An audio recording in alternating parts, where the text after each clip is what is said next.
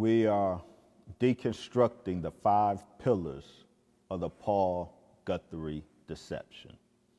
We just spent a lot of time meticulously dismantling pillar number 1, the 2,200-mile walk points to the Indus Valley only. We demonstrated that the evidence of the terrain and the evidence of the mathematics totally eliminate Mr. Guthrie's proposed route. So we need not spend any more time on Mr. Guthrie's hypothesis. It is totally dismantled. We have demonstrated that it is Mecca, Arabia that fits all of the qualifications as the root of civilization according to our lessons. We are now on pillar number 2. The 9,000 nautical miles point to the Indus Valley only.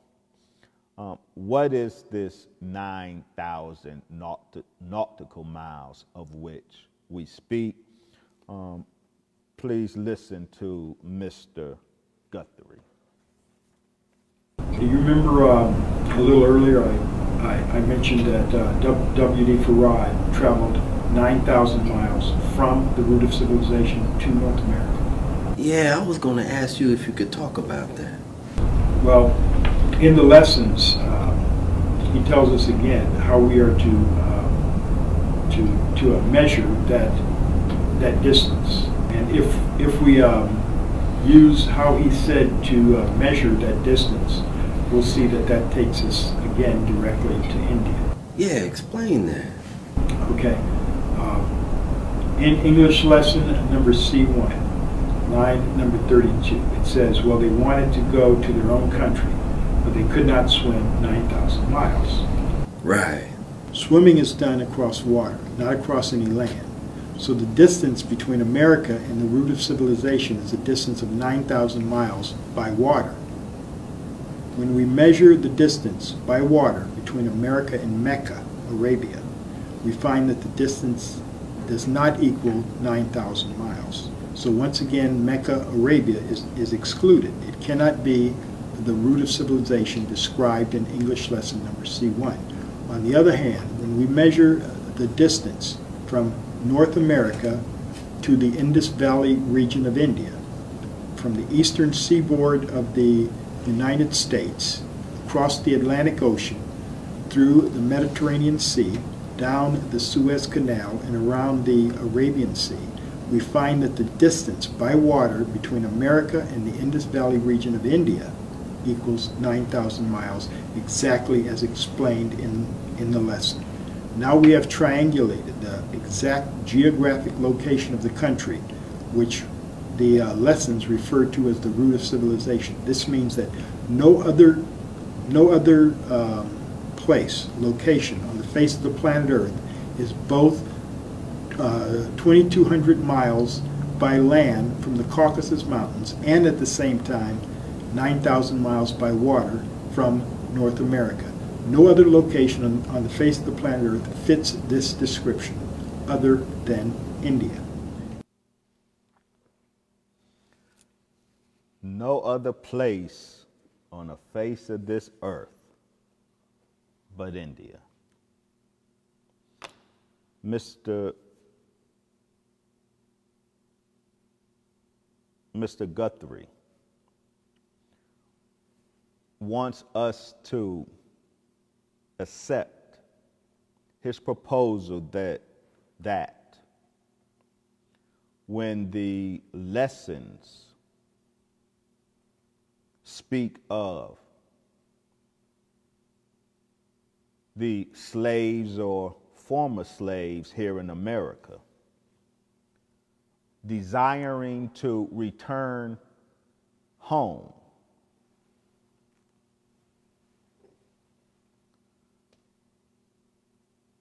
but were unable to because they could not swim the 9,000 miles from where they were, North America, back to their country, not city, it's important, to their country, 9,000 miles, Mr. Guthrie says that number, 9,000 miles, excludes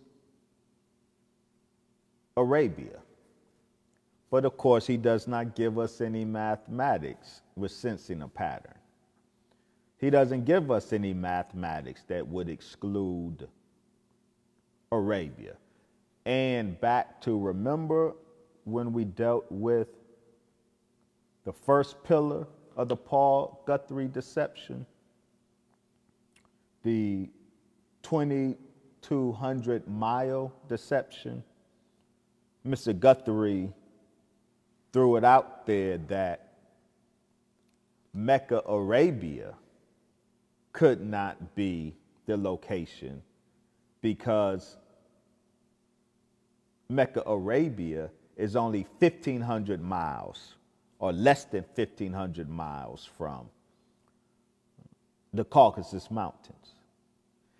He provided no evidence whatsoever. He just threw that out there in hope enough the uncritical minds of his listeners will grab onto it and take it as fact. Well, I think we've demonstrated why he did not present any facts to back it up, because there are no facts to back it up. Mecca, Arabia is 2,200 foot miles from the Caucasus Mountains. But I return to that only to make this point again. Mr. Guthrie throws statements out there like Mecca, Arabia is excluded because it's not 9,000 miles from North America. He doesn't give us any mathematics. He doesn't give us any data at all. His modus operandi is to throw claims out there and let it germinate in fertile minds, i.e. uncritical minds. But what are the facts? I call this the 9,000 mile magic trick of Mr. Guthrie. Now, I call it a magic trick really with reference to a follow-up video Mr. Guthrie conducted called Trial by Math, in which he used computer-generated magic. We're going to unpack that. But let's get at this 9,000 miles and see if what Mr. Guthrie claims is true, that Mecca, Arabia, or Arabia is excluded from consideration of this 9,000 mile swim, and if Mr. Guthrie is right that no place on earth other than his preferred spot in India matches this 9,000 mile nautical distance. And nautical is important because, and Mr. Guthrie emphasizes, and rightly so, they could not swim 9,000 miles. So that tells us what type of miles we're looking for. We're looking for nautical miles. If we are to determine the distance that will be swam, that distance will be in miles, but it will be in nautical miles. Do we have any data on nautical miles? Indeed, we do. If you go to ports.com,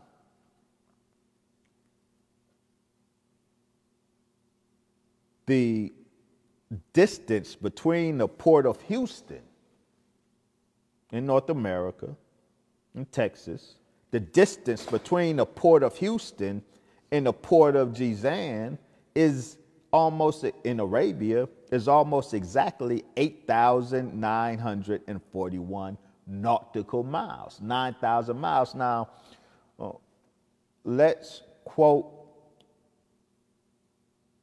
the lesson, the statement right. There is no need to look for Mecca or to calculate from Mecca. The lesson said they wanted to return to their country, not their city. So we treat the country of Arabia. And from Port Houston in North America to the port of Jizan in the country of Arabia, that's almost exactly 9,000 nautical miles. But Mr. Guthrie says he dismisses it with no demonstration that Mecca is excluded. No, Mecca is not excluded. From Houston to the port of Jizan in Arabia, that's almost 9,000 miles. But we can go any further, because part of why I call this the 9,000 mile magic trick, I've also called this Mr. Guthrie's 9,000 mile game, because there can be and seems to be a profound arbitrariness with pinpointing the starting points and ending points. Right. In Mr. Guthrie's trial by mathematics, he randomly chose as the starting point in North America, I believe, a location in North Carolina. Well, that's fine. The reality is, anywhere in North America, I guess, could be an appropriate starting point, and you will get different mathematics depending on where you start in North America and where you want to start in Arabia or in India. Now, with Mr. Guthrie, his preferred point in India is always Karachi, Pakistan. Okay.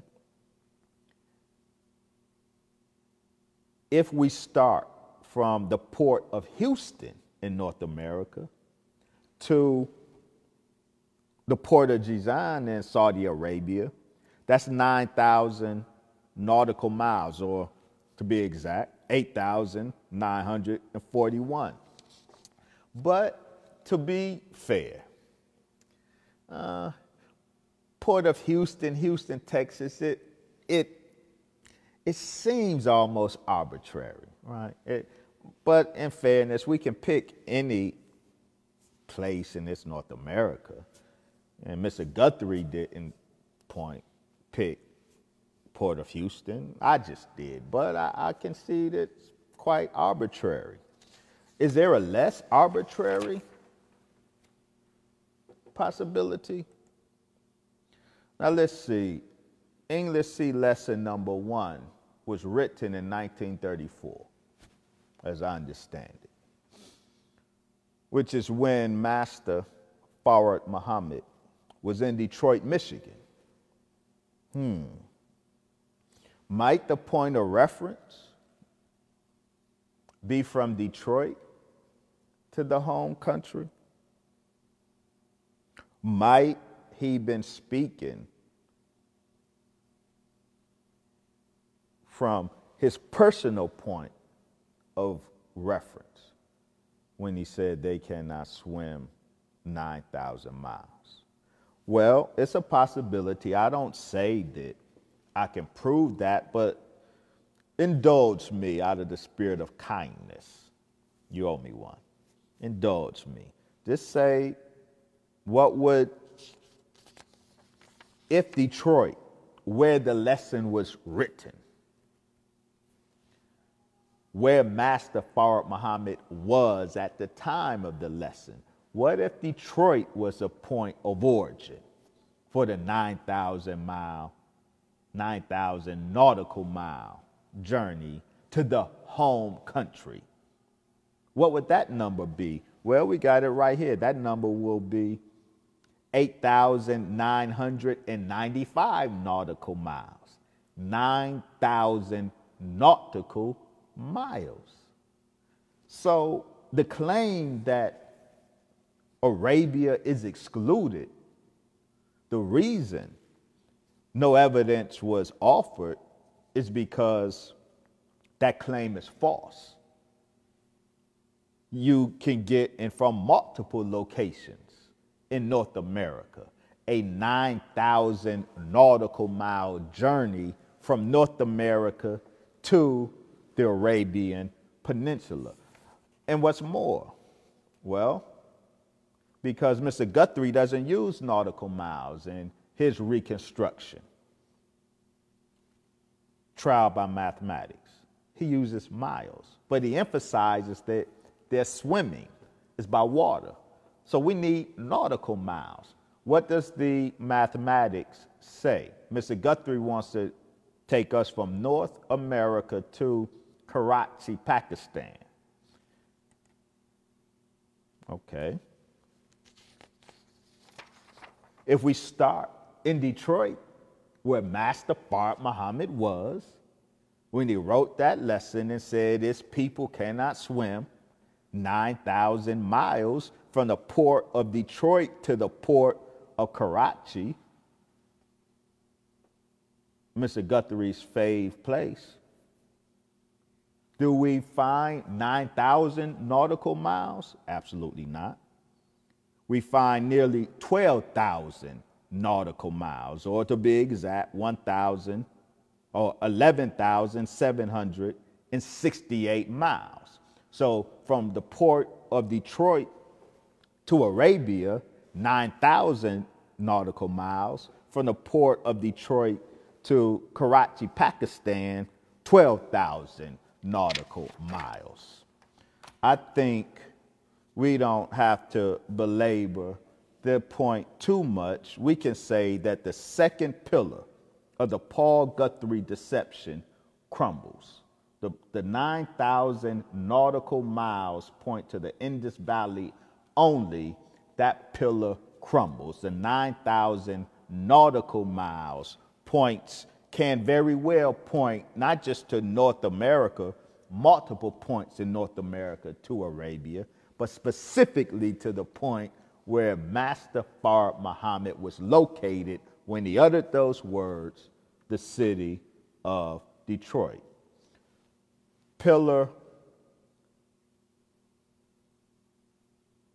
The third pillar of the Paul Guthrie deception.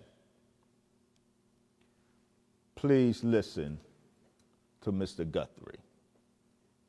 Well, look at the name Mecca.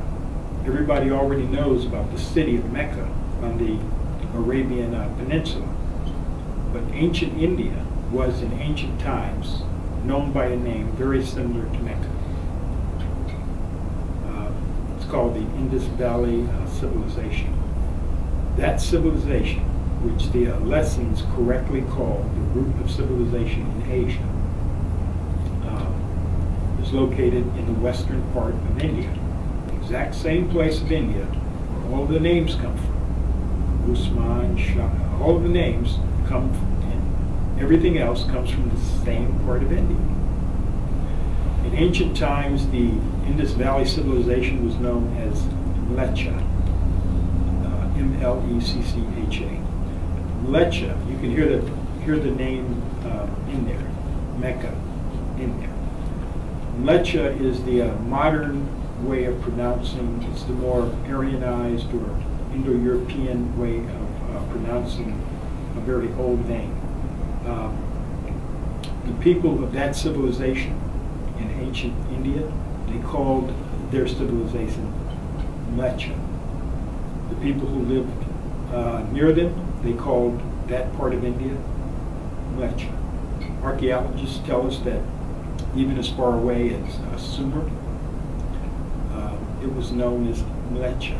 India was called Mleccha. So you're saying that Mleccha was one of the original names of the root of civilization on the continent of Asia? Yes, that's what they call it.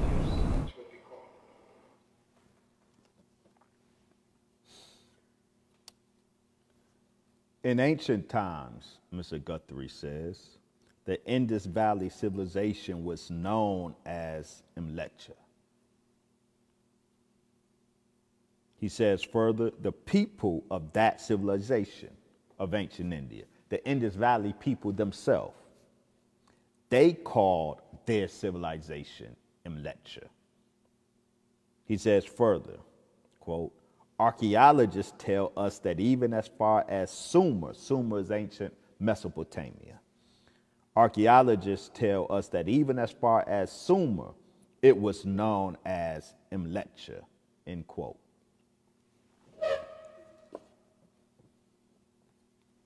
I would imagine that any Indologist or scholar studying ancient India, or any Sumerologist, scholar studying ancient Sumer, I imagine they would cringe upon hearing those words from Mr. Guthrie, because such claims are blatant betrayal of the facts of history and of linguistics. There is no record of an indigenous Indus Valley version of Mleccha. There is no record of a Sumerian version of Mleccha. Mleccha is a Sanskrit term that has the exact opposite sense than that which Mr. Guthrie is trying to attribute to it. Mleccha is not a toponym, meaning it is not a designation for a holy city or an unholy city or any geographical location, either in India or anywhere else on the globe. Rather, Mleccha has a specifically linguistic reference with cultural connotations. It was an Aryan term of insult. The Aryans were the whites who invaded the Black Indus Valley and warred with the black people of the Indus Valley civilization for nearly 500 years, ultimately defeating them and enslaving them. That's the Aryans. Mleccha is an Aryan term of insult of their black enemies of the Indus Valley and meant stranger of ill-pronounced language, as well as foreign, non-Aryan, barbarian. In cognate languages, the word carries meanings such as savage and dirty, descriptions which the invading whites had in mind when they called their black enemies Mleccha. How Mr. Guthrie turns this term of racist insult into an indigenous toponym for a holy city is quite head-scratching. It has nothing at all to do with the Arabic toponym Mecca. If the Aryan derogatory term Mleccha is an Aryan corruption of an indigenous Indus Valley term, that possible term, as proposed by scholars, has no relation whatsoever to the Arabic Mecca. Scholars suggest that among the possible predecessors of the Aryan term Mleccha is the Dravidian. Dravidians are the blacks that constituted the Indus Valley civilization, as scholars believe. Scholars suggest that among the possible predecessors of the Aryan term Imletcha is the Dravidian term Mel-u-Akam or Mel-uku, and these would be related to the actual Sumerian term used to describe the Indus Valley, Meluka, Mel-uk-ka, and there is no etymological or phonological relationship with the Arabian Mecca. Mel-u-Akam ain't Mecca. Mel-uku ain't Mecca. Mel-uk-ka is not Mecca. No one would mistake these terms for cognate or related terms, except, of course, Mr. Guthrie. Thus, Mr. Guthrie's claims that in ancient times the Indus Valley civilization was known as Imletcha, or that, quote, the people of that civilization of ancient India, they called their civilization Metcha, that's false. The people never referred to themselves or their civilization as Metcha. In fact, no one referred to that civilization as Imletcha. The Aryans referred to the people, the black people, as Imletcha, meaning they were barbarians who spoke an ill-pronounced language. It was not a name of a city or civilization. It was a racial term of insult from the Aryans to the black people. And the black people never referred to themselves as Imletcha, and they did not refer to their civilization as Meletcha. And this statement, archaeologists tell us that even as far as Sumer, it was known as Imletcha. Sumer never referred to the Indus Valley as Imletcha. Sumer referred to the Indus Valley as Meluka. Meluka, not Imletcha. M-E-L-U-K-H-K-H-A. M-U-L-U-K-H-K-H-A. That is what the Sumerians called the Indus Valley civilization, not Imletcha. And you can get M-E-C-C-A out of M-E-L-U-K-H-K-H-A, because the Sumerian Mel-uk-ka is not the Arabic Mecca. All of these claims by Mr. Guthrie are demonstrably false. And so another pillar of his claim that the supreme wisdom's Mecca refers not to the Arabian holy city, but to a non-existent Indian city that Mr. Guthrie completely conjured up through an abusive manipulation of the facts, crumbles under the weight of those facts. So the Mecca that the supreme wisdom refers to could only be the one holy city Mecca that history knows in Arabia, just as the Most Honorable Elijah Muhammad teaches from his teacher, Master Farad Muhammad. There never was a holy city, Imletcha, in ancient India. That very combination of terms, holy city and Imletcha, is laughable.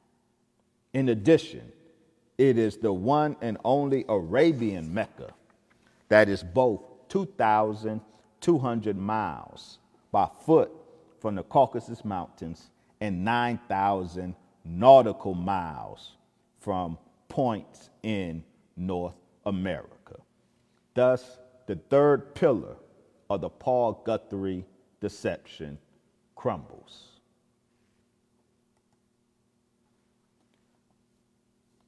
Footnote.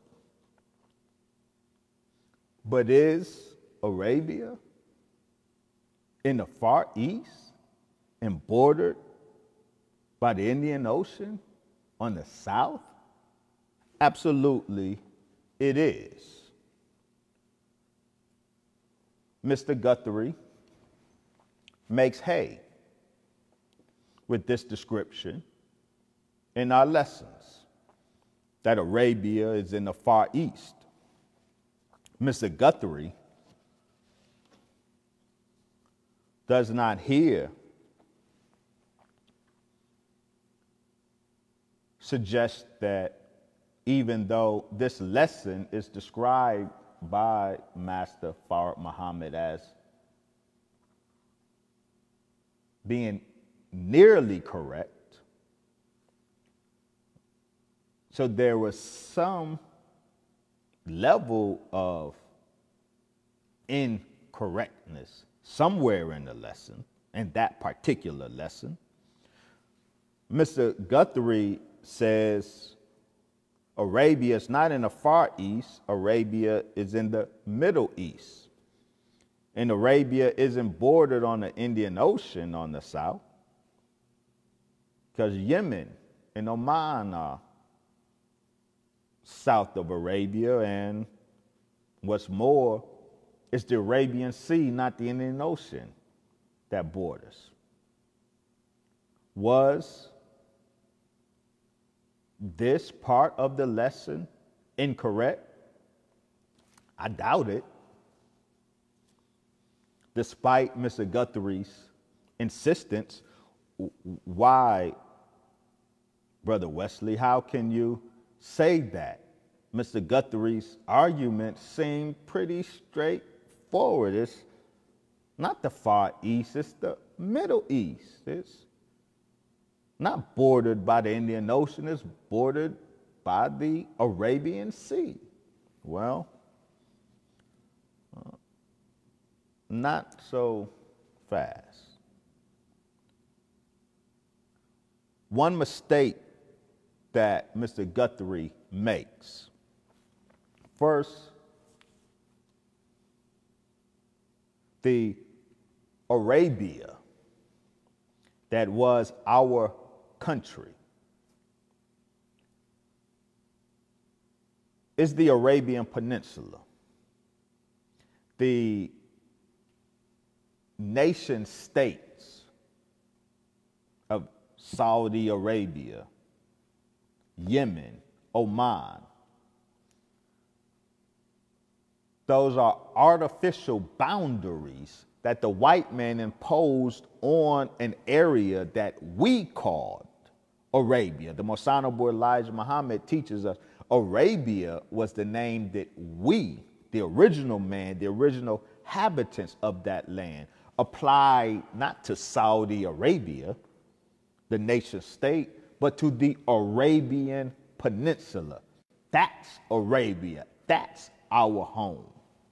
So we are not, and certainly Master Farad Muhammad, the Savior, was not bound by the geopolitical tinkerings of the Western powers who created these nation states, who determined that Yemen would be separated from Saudi Arabia. That's one. That's point number one. Point number two, is it bordered? So we grant that we aren't bound by these artificial nation state boundaries, and because specifically the black man described before the coming of the white man, described that area as Arabia. That's our name. That's not their name for that area. It's our name for that area. Granted, say you grant me that point. Still, you say, the lesson says it's bordered on the south by the Indian Ocean. But the map says it's bordered on the south by the Arabian Sea. Oh, man. We must do better, dear people. We must do better. I almost feel bad dignifying this particular point because we should know better. What's the difference between Indian Ocean and Arabian Sea? We learned Arabian Sea is only a part of the Indian Ocean. that is located between the Arabian Peninsula and the Indian subcontinent. It lies on the southwest part of the Indian Ocean. Did you get that? The Arabian Sea is part of the Indian Ocean. They are not distinct. So the lesson is correct. Arabia, our Arabia, is bordered on the south by the Indian Ocean. That's a fact. Well, why does it say in the Far East? It's in the Middle East. Somebody was wrong. Yes, the white man was wrong. Because a white man named that area the Middle East. I do not believe that the Most Honorable Elijah Muhammad's description here of Arabia as being in the Far East is to be considered an error in this lesson. Why do I say that? If you look at this 1953 actual facts, a lesson that was passed out in the temples in 1953 up to and maybe past 1953, but this was written in 1953. Lesson passed out in the temple. One of the actual facts asked the question, where is Egypt? And the answer, in the Far East. Not only is Arabia in the Far East, but Egypt is in the Far East. So that wasn't describing Arabia as being in the Far East wasn't a 1934 era, because as late as 1953, it was the teaching in the mosque that even Egypt is in the Far East. How are we to understand that? Well, really quite simple. See, there's a difference between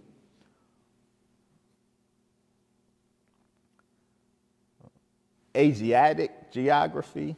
By Asiatic, I mean the black man's geography, because we call this whole planet Asia, and we call that peninsula Arabia. So there's a difference between Asiatic geography and Western geography, and one of the fundamental differences is the point of reference. So according to European cartography, or the making of maps, the point of reference is flipped in relation to the point of reference from the perspective of Asiatic cartography, how we wrote the map of our planet, according to how we drew up the map of our planet. Africa is East Asia. Africa and Europe is West Asia. The point of reference is very different. Arabia and Egypt is in the east, just as Africa is in the east. So the point of reference that divided the world between east and west, according to Asiatic cartography, has Arabia, Egypt, and Africa in general, because as we documented in our book, Black Arabia and the African Origin of Islam, the Arabian Peninsula is Northeast Africa. It's a part of Africa. So Africa is east. Europe is west. So these descriptions of Arabia and Egypt in the Far East is based on the specific point of reference, the central point that is acknowledged by Asiatic cartography, which is very different from Western cartography. So it's important that we don't impose. The point is, it is not proper to approach these lessons, which throughout the lessons, the Asiatic cartography is used. It's inappropriate to impose Western cartography or the Western view of the hemispheres on these lessons when the lessons themselves give a different perspective of the hemispheres. So Arabia, like Egypt, can be in the Far East, depending on where Asiatic cartography places the central point of reference. So the lesson that Arabia is in the Far East and bordered on the Indian Ocean in the South stands true. There is no need to migrate the root of civilization out of Arabia into India, which you say is because Western cartography says India is in the Far East, but Asiatic cartography says Africa is in the East, and India is going towards the West. Asiatic cartography versus Western cartography.